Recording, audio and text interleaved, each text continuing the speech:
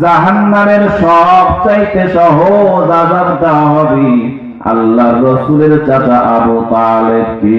হাদিসের মধ্যে পাওয়া যায় আল্লাহর রাসূলের চাচা আবু তালেবকে সবচাইতে সহজ আযাব কি দেওয়া হবে?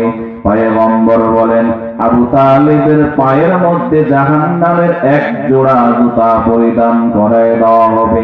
আল্লাহর রাসূল বলেন ওই এক জোড়া জাহান্নামের জুতার ভয়াবহতা আর পাওয়ারটা কেমন হবে?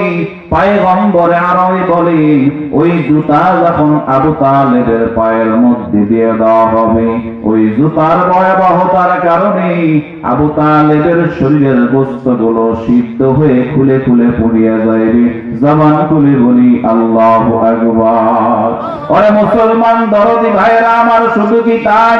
আল্লাহ নবী বলেন ওই এক জোড়া জুতার ভয়াবহতার কারণে আবু তালেবের মাথার মগজগুলো পঞ্চাইতে থাকবে আর চতুর্দিক থেকে পড়িয়া যাইবে। আমার আল্লাহ আবু তালেবকে ডাক দিয়ে বলবে, আবু তালেব রে, কি ব্যাপার? জাহান্নামের শাস্তিটা তোমার কাছে কেমন লাগে? ও মুসলমান রামজীবনপুরের যুবক ভাইরা আমার, ও কলিজার টুকরা যুবতী বোনেরা আমার, আবু তালেব বলে আল্লাহ জাহান্নামের সবচাইতে মারাত্মক আর সবচাইতে কঠিন আযাবটা বুঝি তুমি আমাকে দিয়েছো। আমার পয়গম্বর আরবি বলে আমার আল্লাহ আবু তালেবকে বলবে, আবু তালেব রে, জাহান্নামের সবচাইতে সহজ আযাবটা তোমাকেই দেওয়া হয়েছে। ওরে কলিজার টুকরা যুবক ভাইরা আমার, জাহান্নামের সবচাইতে সহজ আযাব যদি এত বড় মারাত্মক আর ভয়াবহ হয়, তাহলে জাহান্নামের কঠিন আযাবের ভয়াবহতা কেমন হবে? পয়গম্বর বলেন দুনিয়ার আগুনের থেকে ৭০ গুণ পাওয়ারফুল হবে জাহান্নামের আগুন।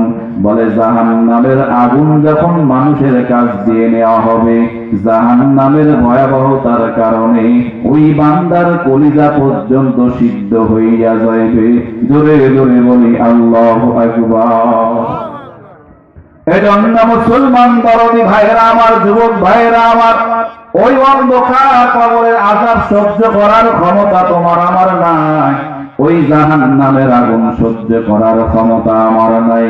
এই জন্য কলিজার টুকরা যুবক ভাইরা আমার, মুরব্বী বাবাজিরা আমার, আজকের এই ময়দানে বসিয়া আমার আল্লাহকে সাক্ষী রাখিয়া ওয়াদা করেন, তাওবা করেন। এতদিন নামাজ বাদ দিয়েছেন, আর নামাজ বাদ দিয়েন না। এতদিন বেপরদায় চলছি, আর বেপরদায় চলবো না। এতদিন পর্যন্ত মা